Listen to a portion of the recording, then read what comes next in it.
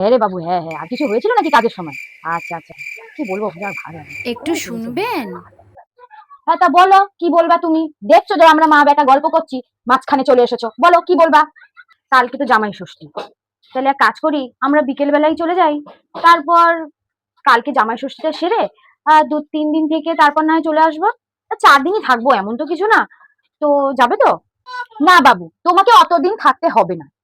একটা জামাই মানুষ, হ্যাঁ, ওর 4-5 দিন শ্বশুর বাড়িতে যদি পড়ে থাকে তাহলে ওর মান সম্মান থাকবে? ও যাবে, খাওয়া দাওয়া করে চলে আসবে। জামাই যত কম থাকে ততই আদর বেশি থাকে, এটা তুমি পরিষ্কার করে বুঝে নাও বাবু।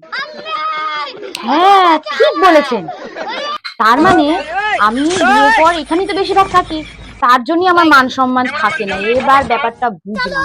তাহলে এবার এক কাজ করবো, আমিও বাপের বাড়ি যাবো, মাঝে সাঝে আসবো, তাহলে আপনারা আমাকে খুব ভালোবাসবেন আর সম্মানও দেবেন।